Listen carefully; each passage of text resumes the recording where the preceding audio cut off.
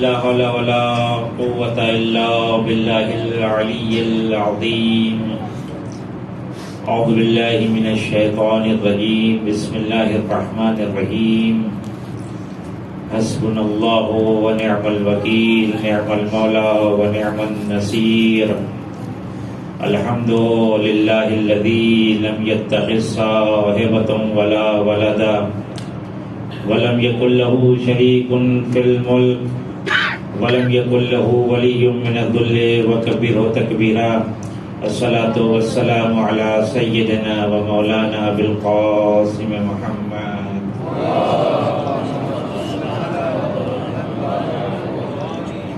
وعلى الطيبين الطاهرين المعصومين المظلومين ولعنة الله على أعدائهم أجمعين. أما بعد فقد قال حسين بن علي عليه الصلاة والسلام: أني لم أخرج شرا ولا بطنا ولا مفسدا ولا ظالما، إنما خرجت لطلب الإصلاح في أمة جدي وأريد أن آمر بالمعروف وأنهى عن المنكر وأسير بسيرة جدي وأبي علي بن أبي طالب. صلوات بڑے محمد والے محمد.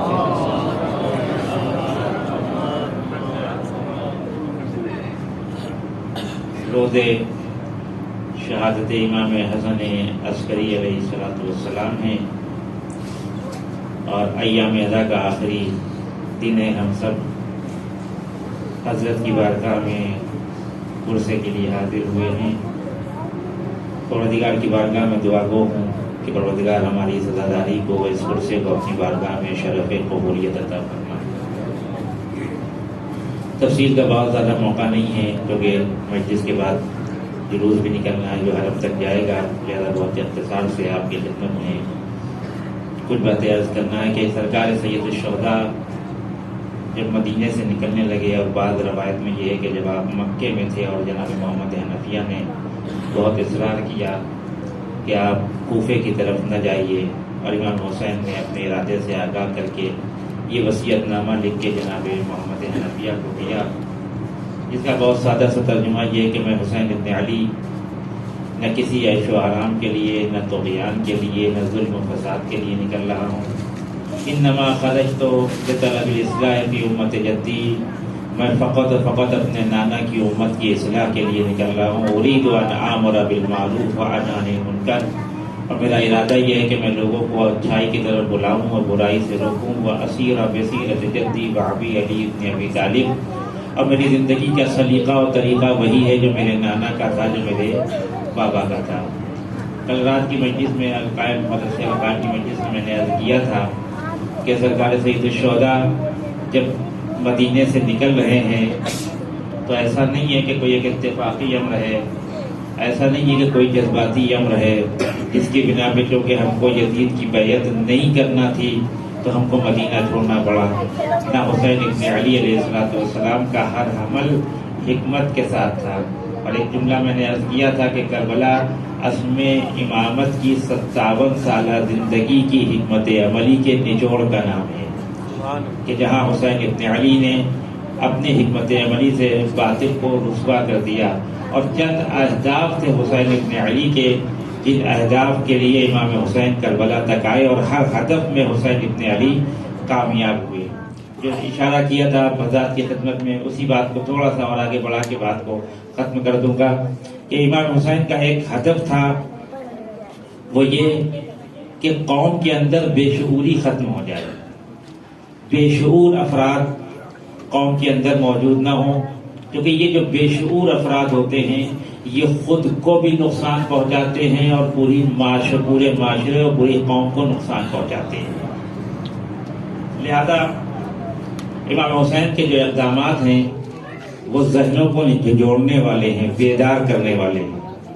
اور ایک بات میں نے اور کہی تھی رات میں کہ مکتب تشیع کی خاصیت یہ ہے کہ ہم نے طول تاریخ میں غیبت صغریٰ سے لے کے اب تک ہمیشہ رہبروں کی پیروی کی ہے، رہزنوں کی پیروی نہیں کی ہے. کیونکہ رہزن جو ہوتے ہیں کہ جو ہم سے ہمارا ایمان لے لیتے ہیں، ہماری بصیرت لے لیتے ہیں، ہمارا شعور لے لیتے ہیں، لیکن رہبر کا کام یہ نہیں ہوتا. رہزن اور رہبر میں امتیازی فرق یہ ہے کہ رہزن امت کی کمزوری سے فائدہ اٹھاتا ہے، رہبر امت کی کمزوری کو دور کرتا ہے۔ اور یہیں سے ہادیان الہی میں فرق محسوس کریں، جو اللہ کی طرف سے ہادی بن کے آتا ہے وہ امت کی کمیوں پہ خاموش نہیں رہتا، لیکن جو یہاں کا رہبر بنایا جاتا ہے، جس کو 4 لوگ بیٹھ کے رہبر بنا لیتے ہیں، وہ خوش ہوتا ہے کہ امت جتنی بے شعور ہوگی ہماری حکومت میں اتنا دوام پایا جائے گا۔ میں صرف 2 مورد آپ کے خدمت میں پیش کر کے بات کو آگے بڑھا رہا ہوں کہ رہزنوں کو دیکھیے اور رہبروں کو دیکھیے۔ تاریخ آپ کو خود بتائے گی کہ کون رہزن ہے اور کون رہبر ہے۔ شام کے دربار میں ایک مقدمہ آیا، بہت مشہور ہے، آپ نے مجلسوں میں پڑھا بھی ہے اور سنا بھی ہے، کہ ایک شخص نے آ کر یہ دعویٰ کیا کہ اونٹ میرا ہے، دوسرے نے یہ دعویٰ کیا کہ اونٹ میرا ہے، اور وہ میں تفصیل میں نہیں جانا چاہتا ہوں۔ بالآخر امیر شام نے اس انسان کے حق میں فیصلہ سنایا کہ جو اس کا اپنا آدمی تھا، حالانکہ اونٹ اس کا نہیں تھا، لیکن وجہ یہ تھی فیصلہ سنانے کی کہ جس وقت یہ قضیہ پیش آیا ہے دربار شام میں، یہ صفین سے پہلے کا قضیہ ہے، یہ جب یہ قضیہ پیش آیا تو اسی وقت امیر المومنین کا ایک سفیر معاویہ کے پاس پیغام لے کے آیا تھا کہ بہتر یہ ہے کہ جنگ سے ہاتھ اٹھا لیا جائے اور اس طرح کی خوریزی نہ کی جائے۔ تو اسپیشلی طور پر جب وہ سفیر دربار میں موجود تھا، شاید اس بات سے یہ لگتا ہے کہ اس واقعے کو پلان کیا گیا تھا، عمدن یہ کام کیا گیا تھا، کسی سے کہا گیا تھا کہ یہ کام کرو۔ وہ جملہ مجھے صرف آپ کی خدمت میں عرض کرنا ہے کہ جب وہ واقعہ تمام ہو گیا اور اونٹ دے دیا گیا، بعد میں وہ اصل میں جس کا اونٹ تھا اس کو اکیلے میں پھر بلایا معاویہ نے اور اس کو 2 برابر قیمت دی۔ تو وہ خود بھی تعجب میں تھا کہ اگر تمہیں دینا ہی تھا تو میرا اونٹ دے دیتے، کہ نہیں مجھے ایک علی تک پیغام پہنچانا تھا۔ تو سفیر سے کہتا ہے کہ جا کے اپنے مولا سے کہہ دینا کہ اپنی فوج کے اوپر بہت زیادہ ناز نہ کریں، ہمارے پاس ایسے بے شعور لوگ ہیں کہ جن کو اونٹ اور اونٹنی میں فرق پیدا نہ ہو، ان کو علی میں معاویہ میں کیا فرق پیدا ہوگا۔ یہ کون ہوتے ہیں؟ یہ رہزن ہوتے ہیں، لیکن جو رہبر ہوتا ہے وہ امت کی کمزوریوں کو دور کرتا ہے، امت کی کمزوریوں سے سوء استفادہ نہیں کرتا۔ آپ نہج البلاغہ اٹھا کے دیکھیں، نہج البلاغہ میں ایک مکمل موضوع ہے امام علی کے شکوے جو انہوں نے اپنے چاہنے والوں سے کیے ہیں۔ کون چاہنے والے؟ جو ممبر کے نیچے بیٹھ کے نعرے لگاتے تھے، جو ممبر کے نیچے بیٹھ کے علی کی باتوں پہ سبحان اللہ کہتے تھے۔ ایک مقام پہ علی ابن ابی طالب نے ایک ایسا جملہ کہا اپنی امت کے لیے تاکہ ان کا شعور بیدار ہو جائے، خدا کی قسم کائنات میں کوئی رہبر اتنی جرأت نہیں رکھتا کہ اپنے ماننے والوں کے لیے یہ جملہ کہے جو علی ابن ابی طالب نے اپنے ماننے والوں کے لیے کہا، کیونکہ ہماری ساری فکر یہ ہوتی ہے کہ ایسی بات کرو کہ جو فرش ادا پہ آئے وہ میری تعریف کر کے جائے۔ اگر کہیں نماز پڑھا رہے ہیں تو ایسی نماز پڑھاؤ، ایسا مرحلہ پیش کرو کہ دوبارہ پھر ہمیں بلایا جائے۔ لیکن علی کو بھیڑ نہیں چاہیے، علی کو بامعرفت لوگ چاہیے۔ ایک جملہ فقط میں عرض کر کے بات کو آگے بڑھا رہا ہوں۔ علی ابن ابی طالب نے اپنے وہ چاہنے والے بظاہر جو ممبر کے نیچے مسجد کوفہ میں موجود رہتے تھے آواز دی، یا اشباہ الرجال ولا رجال۔ بلاغہ میں دیکھیں، یا اشباہ الرجال ولا رجال، ترجمہ کیا ہوگا آپ مجھ سے بہتر جانتے، اے مردوں کی شکل والے نہ مرد۔ یہ کون کہہ رہا ہے؟ علی کہہ رہے ہیں۔ کس کو کہہ رہے ہیں؟ جو علی کے لیے نعرے لگا رہے ہیں۔ لیکن علی ابن ابی طالب آواز دے رہے کہ میں رہزن نہیں ہوں، میں رہبر ہوں، اور رہبر کا کام امت کی غلطیوں کو، امت کی غلطیوں کی طرف امت کو متوجہ کروانا ہے۔ حسین ابن علی بھی رہبر بن کے اٹھے تھے، رہزن بن کے نہیں اٹھے تھے، لیکن جہاں جہاں حسین ابن علی کو یہ محسوس ہوا کہ اب امت کے اندر بے شعوری پیدا ہو رہی ہے، وہاں حسین نے امت کے شعور کو بیدار کیا۔ غور کیا آپ نے؟ تو یہاں تک میں آپ کو اس لیے لے کے آؤں کہ ایک مرحلے تک مجھے لے کے جانا ہے آپ کو۔ اور یہ جو جتنا قیام امام حسین ابن علی کا ہوا، جتنا بھی قیام امام نے کیا، کیونکہ ہم جب کوئی کام کرتے ہیں تو حساب و کتاب کے ساتھ کرتے ہیں، بغیر حساب و کتاب کے ہمارا کوئی کام نہیں ہوتا کہ ہم یہاں سے جائیں گے تو ٹکٹ ہوگا کہ نہیں ہوگا، واپس آ پائیں گے کہ نہیں آ پائیں گے، عشرہ ہوگا کہ نہیں ہوگا، رمضان میں جگہ ملے گی کہ نہیں ملے گی۔ اگر آخری وقت میں بھی یہ یقین ہو جائے کہ جگہ ملنے والی نہیں تو یہیں رک جاتے ہیں، کیونکہ ہم سب یہاں سے گفتگو سنیے گا، ہم سب خدا سے زیادہ اسباب خدا پہ بھروسہ کرتے ہیں. خدا سے زیادہ اسباب خدا پہ بھروسہ کرتے ہیں. حسین ابن علی کے پورے قیام کو اٹھا کے دیکھیے, حسین نے پورے قیام کے اس مرحلے میں اسباب پہ بھروسہ نہیں کیا, خدا پہ بھروسہ کیا. ورنہ جو انسان اسباب پہ بھروسہ کرتا ہے وہ ضعیفوں کو لے کے میدان جنگ میں نہیں آتا. جو اسباب پہ بھروسہ کرتا ہے وہ 6 مہینے کے بچے کو میدان میں لے کے نہیں آتا. لیکن حسین کا مسلم ابن اوسجہ کو لے کے آنا, علی اصغر کو لے کے آنا, یہ بتا رہا ہے کہ حسین کا یہ قیام اللہ کی توحید کے بھروسے پہ ہے, اسباب کے بھروسے پہ نہیں ہے. ایک صلوات پڑھے محمد و آل محمد پہ.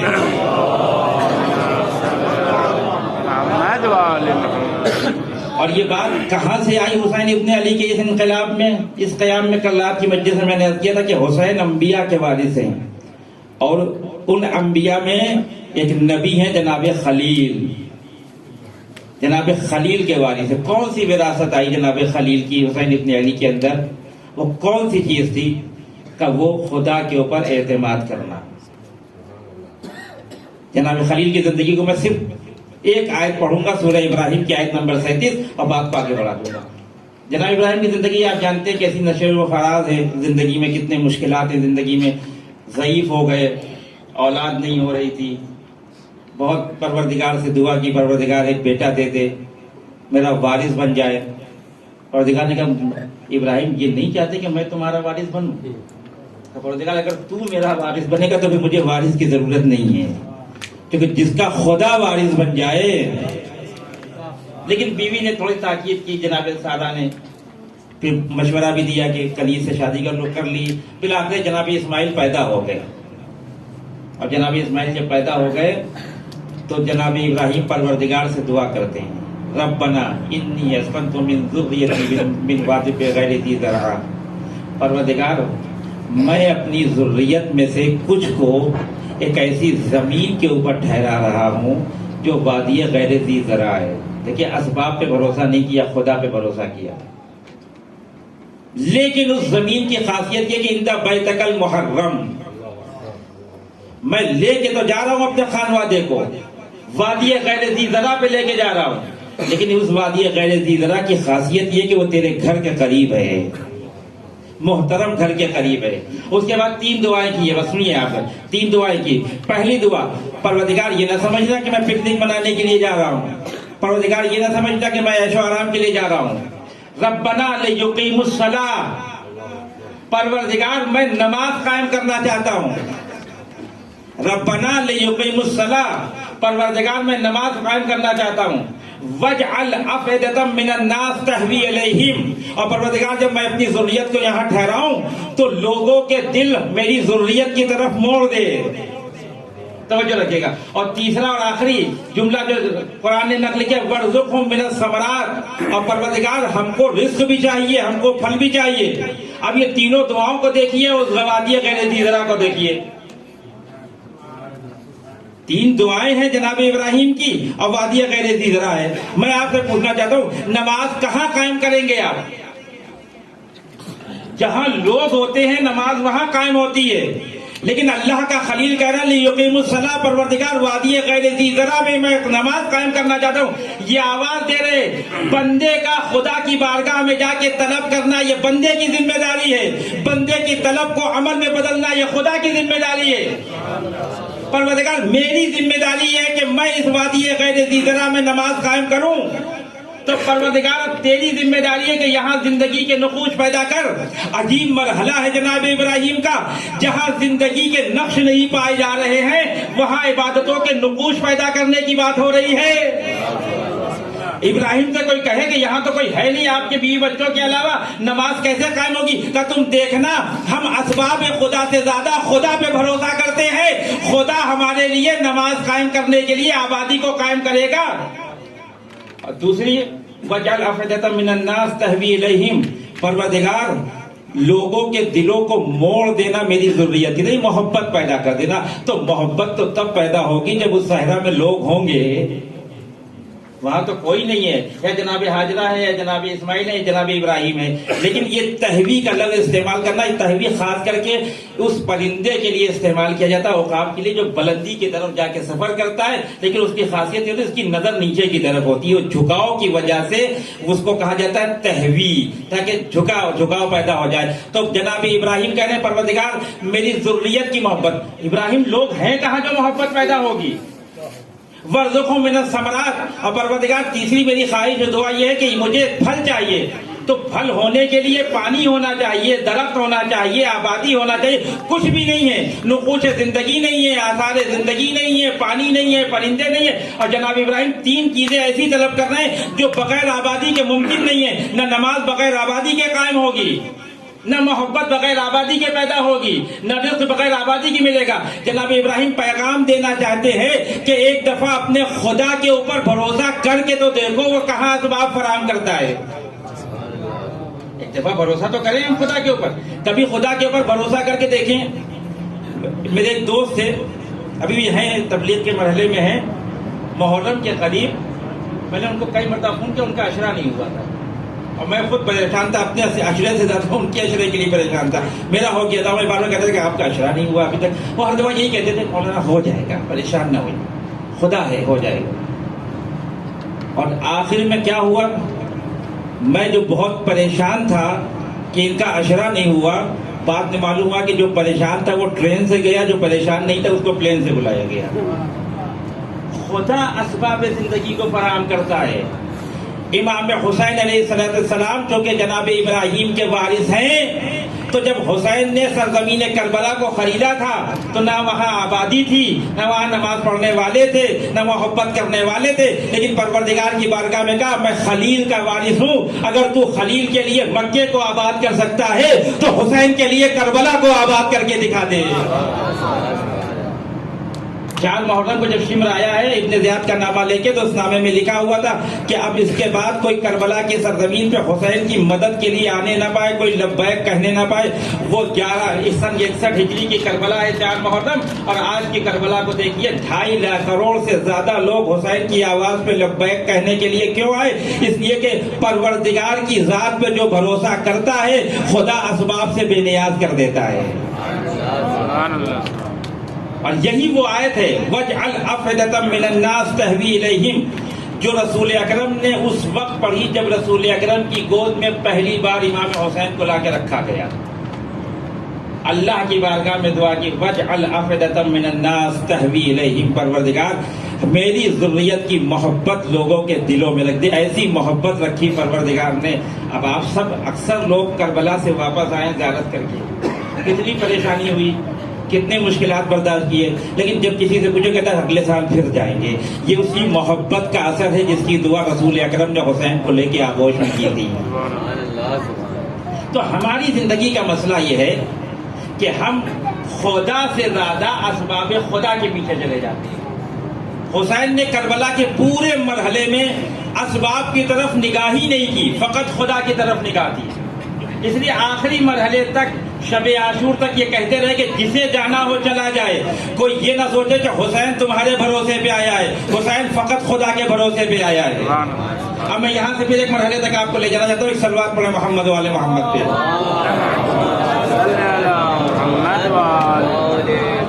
لیکن جو کہ مجھ سے کہا گیا تھا کہ اعلان کے لیے، اور ابتدا میں جب میں ممبر پہ بیٹھا تو مومنین نہیں تھی، اس لیے آمدن میں نے وہ اعلان نہیں کیا کہ اس سزا خانے میں شب یکم محرم سے جو مجالس شروع ہوئی تھی وہ آج تک الحمدللہ قائم ہے. آج اس سزا خانے کی آخری مجلس ہے. بہرحال جو اراکین جنہوں نے زحمت کی ہے، پروردگار ان کی زحمات کو قبول فرمائے. وہ افراد کے جنہوں نے ان مجالس میں تعاون کیا ہے، ان کے تعاون کو اپنی بارگاہ میں قبول فرمائے. یہ سب مرحلہ ہے کہ 2.25 مہینہ جس طرح سے طلباء نے کھانے کا انتظام، پینے کا انتظام اور یہ مجالس کا انتظام کیا، حقیقت یہ ہے کہ امام حسین کے علاوہ کوئی اس کی جزا دے نہیں سکتا. اور خصوصی طور پر یہ حسینیہ جو مرحوم جعفر صاحب نے قائم کیا تھا وہ اب دنیا میں نہیں ہے. پروردگار ان کی روح کے اوپر اپنی رحمت نازل فرما، ان کے جو پسماندگان ہیں ان کی حفاظت فرما. اور آپ حضرات سے گزارش ہے کہ 1 بار سورہ حمد اور 3 بار سورہ توحید کی تلاوت فرما کے پڑھیے حسینیہ. اور ان کے جو مرحومین ہیں، جو افراد یہاں پہ موجود ہیں، جو اراکین ہیں جنہوں نے زحمت کی تھی، ان کے جتنے مرحومین ہیں ان کی ارواح کو ایثار فرما. پورے مرحلے میں امام حسین نے اسباب پہ بھروسہ نہیں کیا، خدا پہ بھروسہ کیا. لیکن ہماری مشکل یہ ہے کہ ہم خدا سے زیادہ اسباب خدا پہ بھروسہ کرتے ہیں. پھر کہتے ہیں کہ دلیل دیتے ہیں کہ وسیلہ تو شرک نہیں ہے. بالکل شرک نہیں ہے. ایک واقعہ، تمثیلی واقعہ سنیے، بات آپ کے لیے بالکل واضح ہو جائے گی کہ کب انسان وسیلے کے باوجود مشرک ہو جاتا ہے. جب انسان خدا کو چھوڑ کے اسباب کے اوپر بھروسہ کر لے اور خدا کو پیچھے رکھے، اسباب کو آگے رکھے، تو پھر وہ مشرک ہو جاتا ہے. ایک تمثیلی واقعہ ہے. ایک صاحب تھے، ان کو بلندی، پہاڑوں کی بلندی کو سر کرنے کا بڑا جنون تھا. ہوتے ہیں لوگ ہمالیہ پہ چڑھ جاتے ہیں، اپنا ریکارڈ بناتے ہیں. وہ تو ان کو بھی بہت جلدی تھی. وہ نہ دن دیکھتے تھے نہ رات دیکھتے تھے، وہ پہاڑ کی بلندی پہ چڑھے جا رہے تھے. بعض لوگ ہوتے ہیں ان کو اوپر جانے کی بہت زیادہ جلدی ہوتی ہے کہ جلدی ہم مشہور ہو جائیں، اور ایک دم سے وہ نیچے آ جاتے ہیں. اس عمل کی طرف بھی انسان کو متوجہ رہنا چاہیے کہ کیا ہو جاتا ہے انسان کی زندگی میں کہ ایک دم سے کمال کی طرف جا رہا ہے، پھر زوال آ جاتا ہے اس کے اوپر. متوجہ ہونا چاہیے. وہ بھی نہ دن دیکھ رہے تھے نہ رات دیکھ رہے تھے، رات میں پہاڑ کی برفیلی چوٹی پہ چڑھ رہے تھے. توجہ رکھیے گا، واقعہ تمثیلی لیکن جو مقصد ہے وہ بہت اہم ہے. اتفاق ایسا ہوا کہ رات میں ایک دم اندھیرا تھا، ہاتھ کو ہاتھ سجائی نہیں دے رہا تھا. یہ چڑھے جا رہے تھے، وہ اسپیشلی طور پہ رسی باندھتے ہیں کمر میں، پھر رسی کو پھینکتے ہیں، اس کے سارے اوپر چڑھتے ہیں. وہ چڑھے تھے، ایک دم سے ان کا پیر پھسلا. رات کی تاریکی کچھ دکھائی نہیں دے رہا ہے اور یہ نیچے کی طرف آنے لگے. اب جب نیچے کی طرف آئے تو ان کو کچھ سمجھ میں نہیں آیا کہ کریں تو کیا کریں. انہوں نے جلدی سے رسی پکڑ لی. اب رسی پکڑ کے یہ لٹکے ہوئے ہیں بیچ میں. اب ان کے سمجھ میں نہیں آ رہا ہے کہ اوپر جائیں کہ نیچے جائیں، کیونکہ اندھیرا اتنا ہے کہ سمجھ میں نہیں آ رہا ہے کہ اوپر کتنا جانا ہے، اور اندھیرا اتنا ہے کہ سمجھ میں نہیں آ رہا کہ نیچے کتنا جانا ہے. اب بندے کے ساتھ مشکل یہ ہے کہ جب کوئی نہیں ہوتا تو خدا یاد آتا ہے. قرآن کہتے ہیں نا، اذا رکبوا فی الفلک دعوا اللہ مخلصین لہ الدین. جب یہ کشتیوں کا سفر کرتے ہیں اور کشتیاں ڈگمگانے لگتی ہیں، طوفان آتا ہے، تو اللہ کو بڑے مخلصانہ انداز میں پکارتے ہیں، پروردگار بچا لے، پروردگار بچا لے. اور خدا جب ان کو بچا کے خشکی تک لے آتا ہے تو پھر ہی مشرک ہو جاتے ہیں. یہ سمجھتے ہیں کہ پانی میں خدا بچائے گا، خشکی میں ہم خود بچ جائیں گے.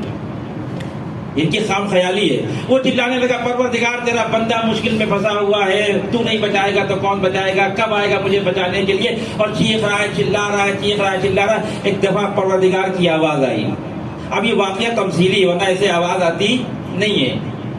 پروردگار نے اپنے بندے کو آواز دے کے کہا میں تجھے بچا لوں گا. دیکھیے میں کس مرحلے میں ہوں، خدا سے زیادہ اسباب خدا پہ بھروسہ کرنا. بندے میں تجھے بچا لوں گا. تو پروردگار سے وہ بندہ کہتا ہے کہ بچا لوں گا کیا مطلب ہے؟ بچا لے. اب تو نہیں بچائے گا تو کون بچائے گا؟ اس تنہائی میں کون آئے گا مجھے بچانے کے لیے؟ پروردگار نے کہا ایک کنڈیشن ہے، ایک شرط ہے. اگر تو میری اس شرط کو مانے گا تو میں تجھے بچا لوں گا. اب مرتا کیا نہ کرتا. دیکھا پروردگار جو شرط رکھے گا ماننے کے لیے تیار ہوں. شرط سنیے گا خالی خدا کی طرف سے بندے کے لیے. لیکن پروردگار جو کہے گا وہ ماننے کے لیے کہے گا. پکی بات یہ جو میں تمہارے لیے شرط لگاؤں گا تم مانو گے؟ کیا پروردگار مانوں گا؟ اپنی مانوں گا تو کب مانوں گا؟ مرنے کے بعد. خدا کی آواز آئی، اے میرے بندے. دیکھیں رسی پکڑ کے کھڑا لٹکا ہوا ہے، وہ اس کی پوری زندگی وہ رسی ہے جس سے وہ لٹکا ہوا ہے. پروردگار نے کہا یہ رسی چھوڑ دے. نہیں آپ نے غور نہیں کیا، رسی کے سہارے پہاڑ میں رات کی تاریکی میں لٹکا ہوا ہے، پروردگار کو پکار رہا ہے. خدا آ گیا بچانے کے لیے، لیکن اس شرط کے ساتھ کہ بندے سے کہہ رہا ہے کہ رسی کو چھوڑ دے، یہ رسی چھوڑ دے. اگر پروردگار رسی کیسے چھوڑ دوں؟ اگر رسی چھوڑ دیا تو گر جاؤں گا. پروردگار نے کہا جب تک چھوڑے گا نہیں بچاؤں گا نہیں. کہ پروردگار رسی تو نہیں چھوڑ سکتا. بندے نے رسی چھوڑی نہیں، خدا نے بندے کو بچایا نہیں، وہی لٹک کے جھنڈک کی وجہ سے مر گیا. صبح جب ملٹری کا ہیلی کاپٹر اس کو تلاش کرنے کے لیے آیا تو کیا دیکھا کہ زمین سے ایک فاصلے پہ تھے. زمین سے ایک فاصلے پہ تھے. اگر رسی چھوڑ دیتے، اسی مرحلے کے لیے کہتے ہیں کہ خدا سے زیادہ اسباب خدا پہ بھروسہ نہیں کرنا چاہیے. جب خدا کہہ رہا ہے کہ رسی چھوڑ دو تو پکڑنے کا کوئی مطلب نہیں ہے. اس کے معنی یہ ہے کہ رسی کو موضوعیت حاصل نہیں ہے. جس رسی کو چھوڑنے کے لیے خدا کہے اسے پکڑنا شرک، اور جس رسی کو پکڑنے کے لیے خدا کہے اسے چھوڑنا شرک. اب میں یہ فیصلہ کرنے والا یہاں پہ نہیں کہ اس رسی کو پکڑنے کے لیے خدا نے کہا. قرآن کی بارگاہ میں جائیے، قرآن کہتا ہے وَاعْتَصِمُوا بِحَبْلِ اللَّهِ جَمِيعًا وَلَا تَفَرَّقُوا. اللہ کی رسی کو مضبوطی سے پکڑ لو. تو جو بھی اس کائنات میں اللہ کی رسی ہوگی اس کو جب پکڑا جائے گا تو اس وسیلے کو اہل توحید کہا جائے گا. صلوات پڑھے محمد و آل محمد کے.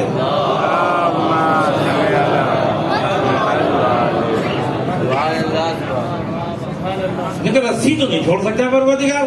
اگر رسی نہیں چھوڑ کے میں تجھے بچاؤں گا نہیں. یہ وسیلہ شرک ہے جو بندے کو خدا کے مقابلے میں لا کے رکھ دے وسیلے کی وجہ سے. امام حسین کی آپ پوری زندگی کو اٹھا کے دیکھیں، اور خاص طور سے کربلا کی زندگی کو. صرف بھروسہ کیا امام حسین نے پروردگار کی ذات کے اوپر. تو پروردگار کہتا ہے کہ وسیلے سے زیادہ تمہیں خدا کی طرف آنا چاہیے.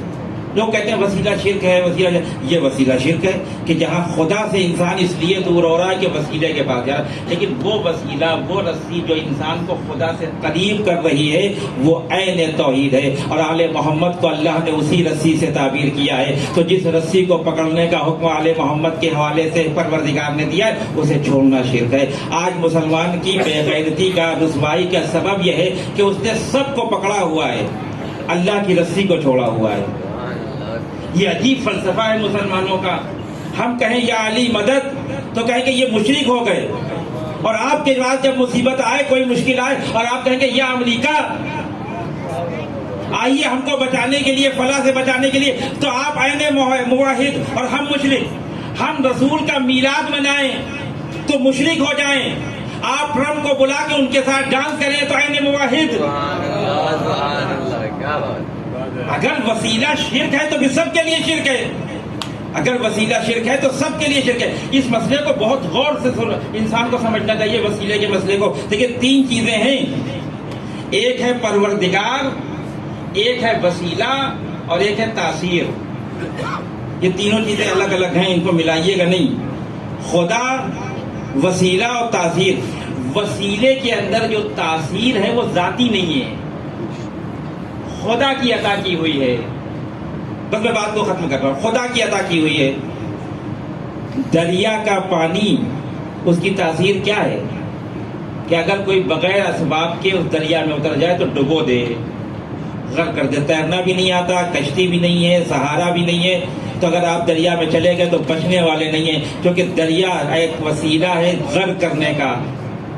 تو اگر یہ دریا سب کو غرق کرتا ہے تو موسیٰ کو صندوق میں بھیج کے جب ماں مطمئن ہو گئی تھی تو موسیٰ کو بھی غرق ہو جانا چاہیے تھا. لیکن موسیٰ تو غرق نہیں ہوئے. اس کے معنی ہے کہ وسیلے کے اندر تاثیر ہوتی ہے، لیکن خدا جب چاہتا ہے ڈالتا ہے، خدا جب چاہتا ہے نکال لیتا ہے. جب فرعون کو ڈبونا ہوتا ہے تو ڈال دیتا ہے تاثیر، جب موسیٰ کو بچانا ہوتا ہے تو نکال لیتا ہے تاثیر.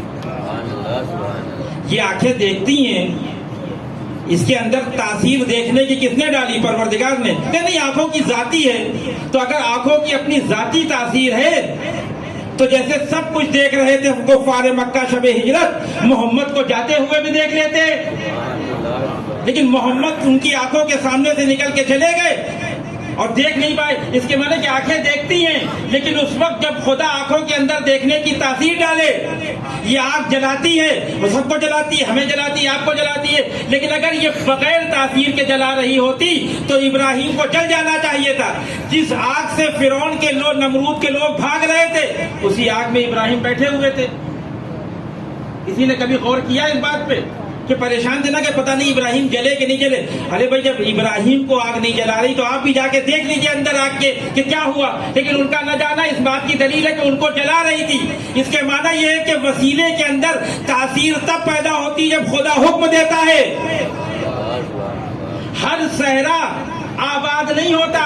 جب خدا اپنے بندے کے اعتماد کو دیکھتا ہے تو پھر اس کربلا کو معلیٰ بنا دیتا ہے، نجف کو اشرف بنا دیتا ہے، یثرب کو مدینہ بنا دیتا ہے، مکے کو مکرمہ بنا دیتا ہے.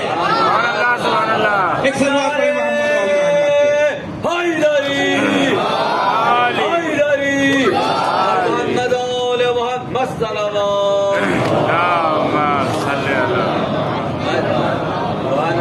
खुदा तासीर डालता है वसीले के अंदर, लिहाजा जिस वसीले को पकड़ने की बात खुदा करे उसे छोड़ना शिर्क, और जिसे छोड़ने की बात खुदा करे उसे पकड़ना शिर्क। तब इंसान मुवाहिद होगा। सरकार सैयद शुहदा मैदान करबला में खड़े, आप दुआओं का मुतालिया करें, बेशक करते रहते हैं कि जो दुआओं में एतमाद इमाम हुसैन ने अपने परवरदिगार के ऊपर दिखाया। कोई सोच सकता था कि 1400 साल के बाद करबला की ये हालत होगी जो आज है?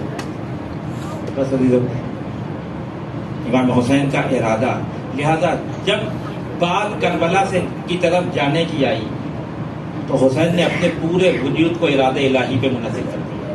जब लोगों ने आके कहा कि सरकार कहाँ जा रहे हैं, आवाज़ी इन्नल्लाह, परवरदिगार ये चाहता है कि मुझे कतील देखे, मुझे कत्ल होता हुआ देखे।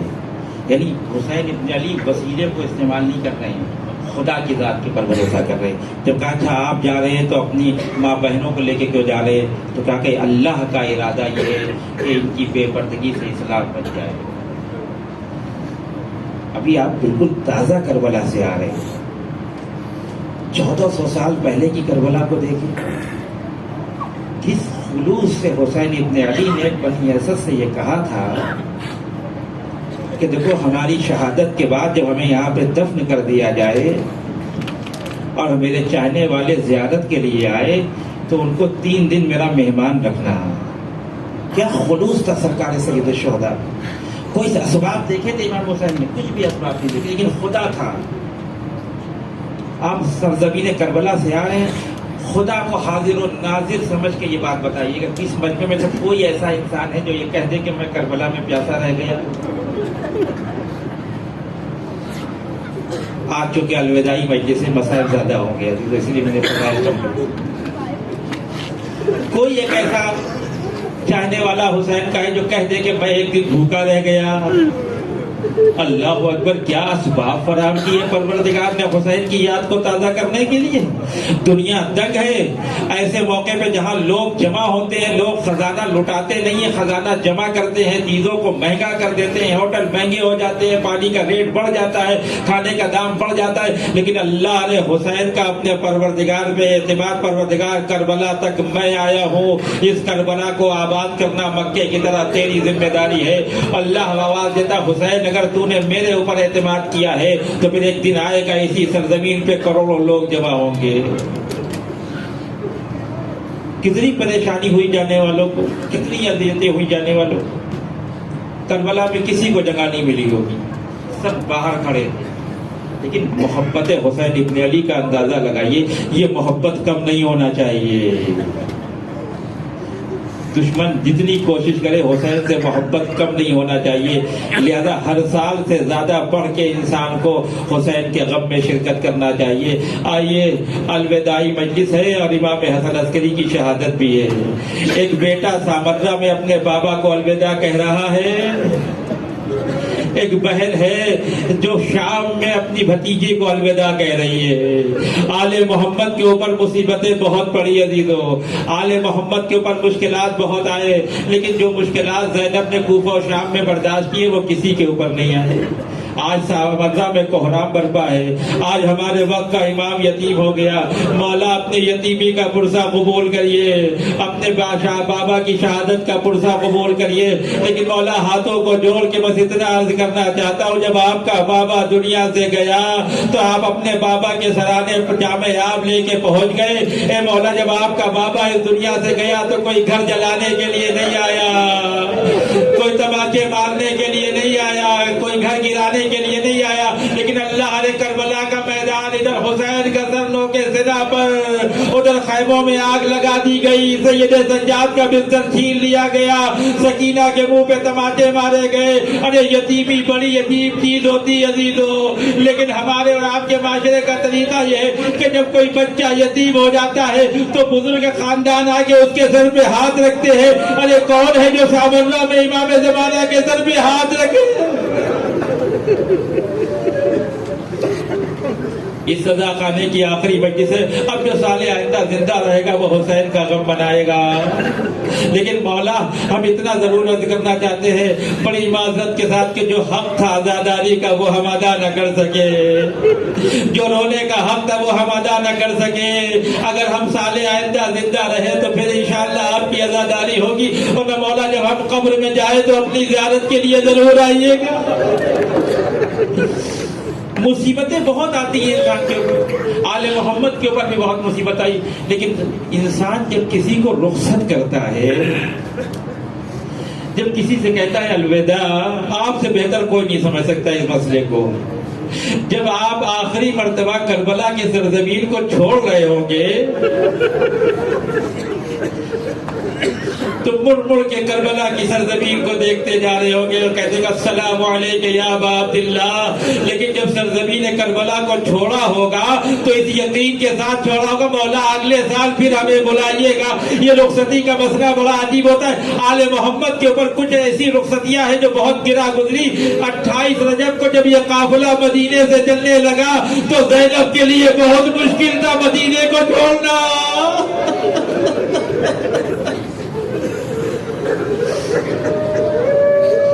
بہت مشکل تھا جناب زینب کے لیے ماں کی قبر کو چھوڑنا, بھیا کی قبر کو چھوڑنا, نانا کی قبر کو چھوڑنا. لیکن زینب نے سب کو الوداع کہہ دیا اس یقین کے ساتھ میرا بھیا حسین جو میرے ساتھ ہے,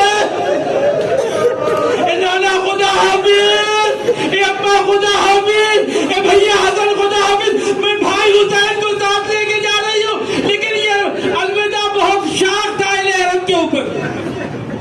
دوسرا مرحلہ اہل حرم کے اوپر تب آیا جب عصر عاشور حسین نے آ کے کہا زینب تم پہ حسین کا آخری سلام.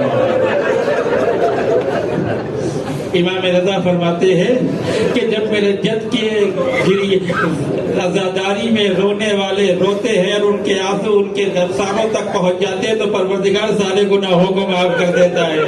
حسین کے عزاداری میں گریے سے پرہیز نہ کرے, یہ آوازیں جتنی بلند ہوگی زہرا کو اتنا سکون ملے گا. عزیزو عصر عاشور جب حسین رخصت آخر کے لیے آئے تو زینب کو مدینہ یاد آ گیا. ارے جب مدینے سے چلے تھے تو میرا بھیا تو میرے ساتھ تھا, ارے جینے کا کوئی سہارا تو تھا. حسین سمجھتے تھے زینب بغیر سہارے کے زندہ نہیں رہے گی. اے بہن حسین جا رہا ہے. زینب کو بڑی مشکل پیش آئی لیکن جینے کا ایک سہارا دے دیا. اے بہن سکینہ تمہارے پاس امانت ہے, میری سکینہ کا خیال رکھنا. بھائی جا رہا ہے لیکن زینب کو یہ ڈھالت ہے بھیا کی امانت تو ہمارے پاس ہے. تیسری رخصت 11 محرم کو جب ایک بہن کربلا سے گزر رہی ہے اور ایک ظالم کہتا ہے میں اپنی زندگی کے سارے منظر بھول جاؤں گا لیکن یہ منظر نہیں بھول سکتا جب ایک بہن کبھی اتنے آ جائے گا ماں.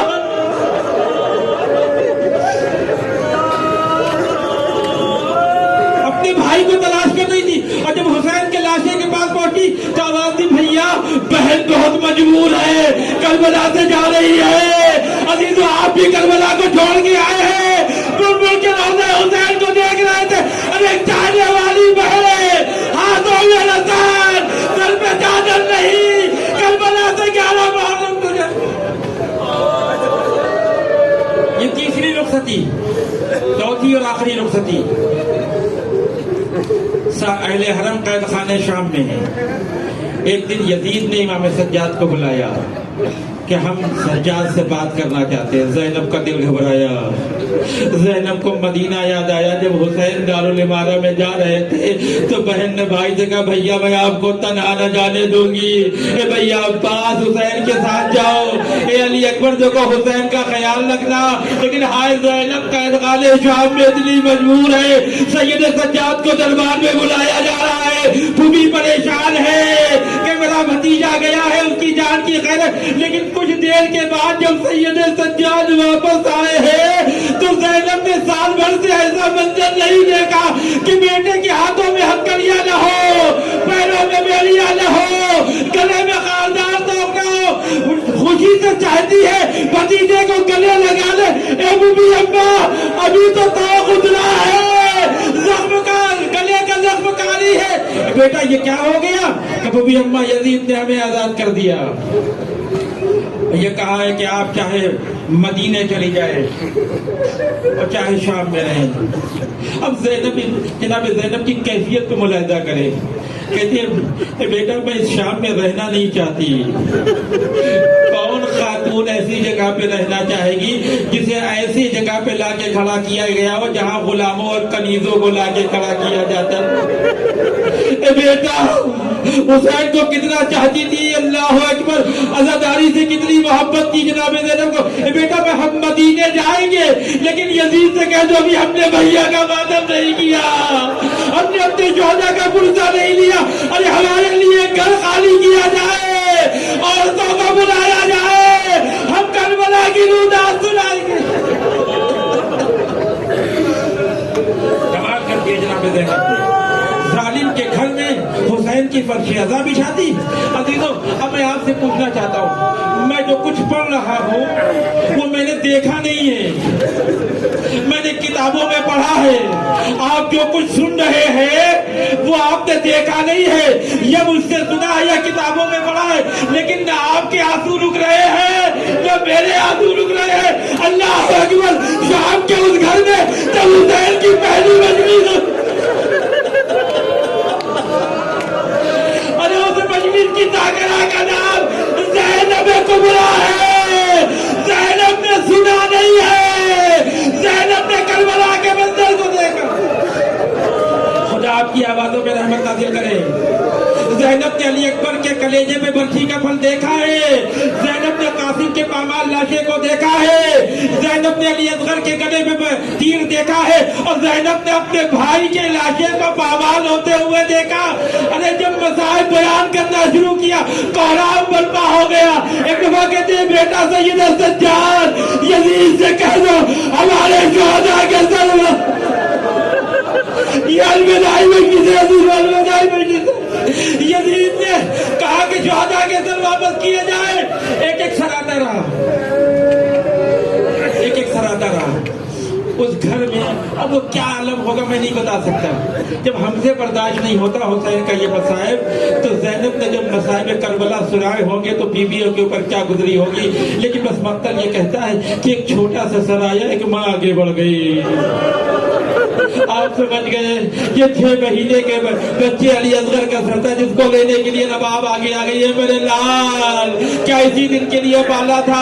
ایک چاند سا سر جب آیا تو ام فروا آگے بڑھ گئی۔ میرے لال زندگی میں لاشا پامال ہو گیا۔ اور مقتل کہتا ہے ایک سر جب اس گھر میں لایا گیا، جب تک اس گھر میں نہیں آیا تھا اس کی آنکھیں کھلی تھی۔ ارے جیسے ہی زینب کبریٰ کے سامنے لایا گیا آنکھیں بند ہو گئی۔ آج سمجھ گئے ارے یہ وفادار عباس۔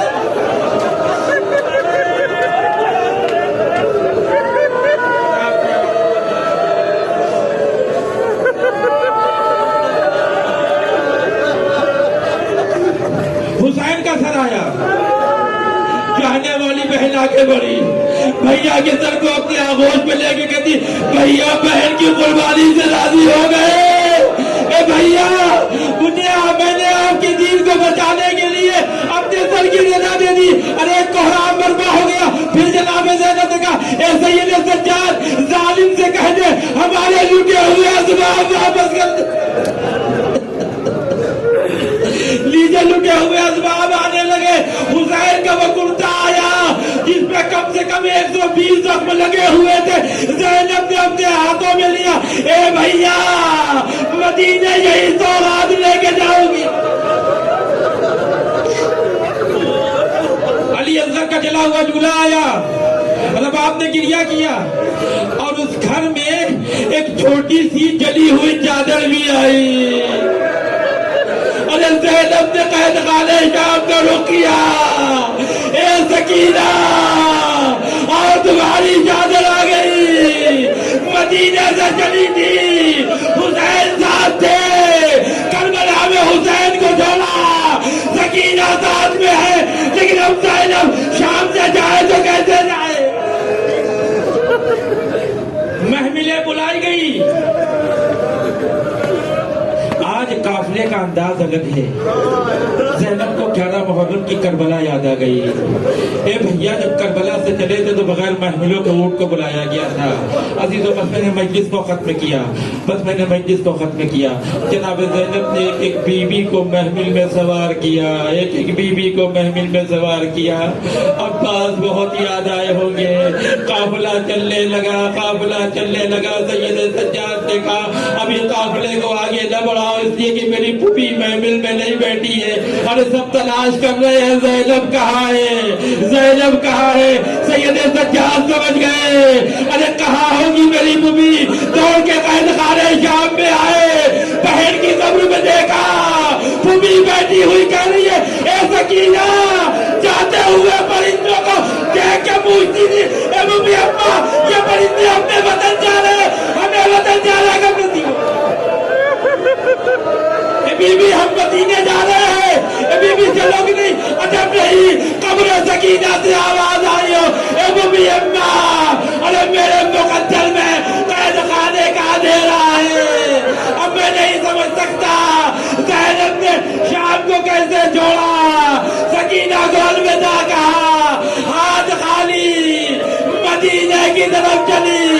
काफिला मदीने के करीब, सैयद सज्जाद ने बशीर को बुलाया, ए बशीर जा, मेरे आने की खबर सुना दे।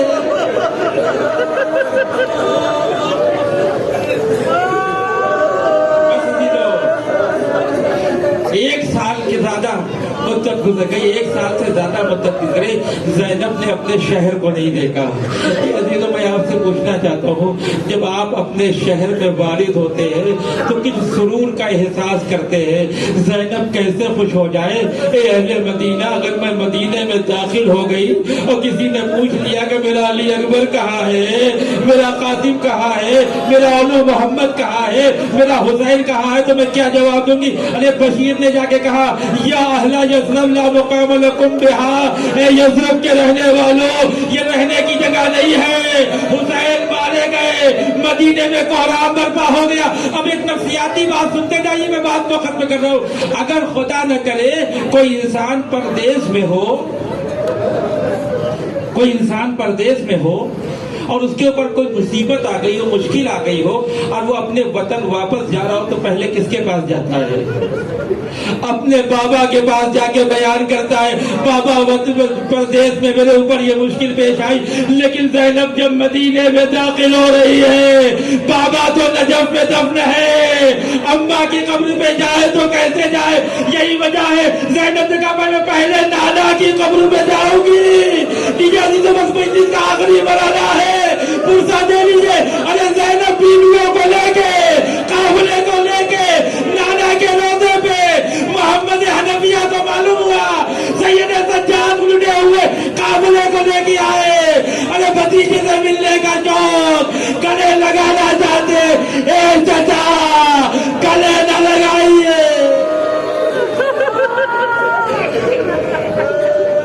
मज़ार रसूल पे आई, हुसैन की सुनानी लेके आई।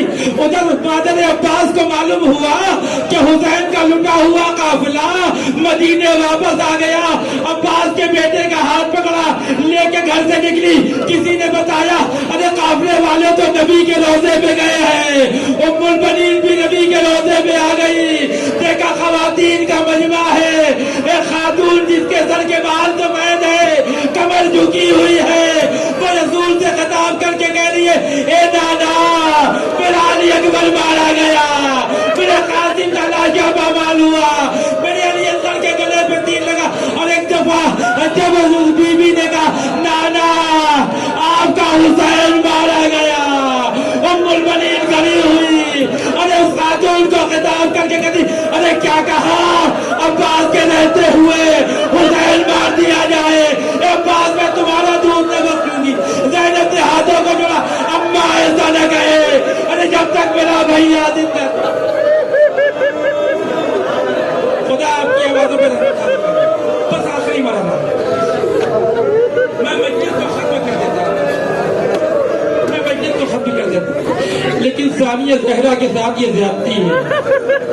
ज़ैनब के کے ساتھ یہ زیادتی بس آخری جملے عزیز و بصیروں لیجیے آپ الوداعی مجلس ہے.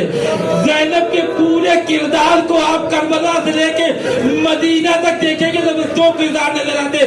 زینب یا پھوپھی ہے یا بہن ہے. زینب ماں کی صورت میں نظر نہیں آئی. زینب نے نہ کربلا میں اولو محمد پہ گریا کیا, نہ کوفہ و شام میں اولو محمد پہ گریا کیا. ہدیہ روضہ رسول پہ گئی تو اولو محمد کا ماتم نہیں کیا, لیکن جب نانا کے روضے کو رخصت کر کے گھر میں آئی, سینے خانہ میں آگے بیٹھ گئی, ہاتھوں کو زمین پہ رکھا, حسین یاد آ گئے, گریا کرنا شروع کیا.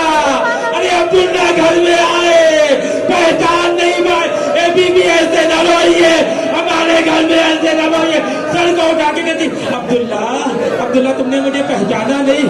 عبداللہ نے غور سے دیکھا, بی بی آ.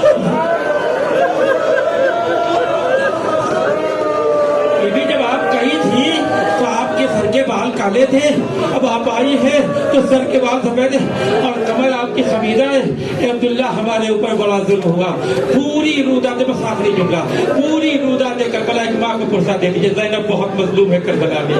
ایک ماں نے پوری رودات کربلا سنائی, تو جب رودات کربلا سنا چکی تو خاموش کے بیٹھ گئی. جناب عبداللہ نے کہا, اے بی بی میں نے بھی تو 2 بیٹے آپ کو دیے تھے, میں نے بھی تو اولو محمد آپ کے حوالے کیے تھے.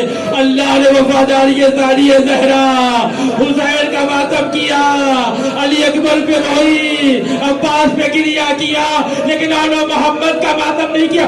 بس یہ کہہ کے خاموش ہو کے اٹھی, اے عبداللہ وہ دونوں بھی ماموں پہ قربان ہو گئے. بس آخری جملہ, مجلس ختم ہو گئی. ایک دفعہ اٹھی, اس کمرے میں گئی جہاں اولو محمد کے بستر لگے ہوئے تھے, ہاتھوں کو جوڑا, اے بچوں ارے ماں کو معاف کر دینا, ابھی تک ماں نے تمہارے اوپر نوحہ نہیں پڑا, آج ماں اولو محمد کا ماتم کرے گی.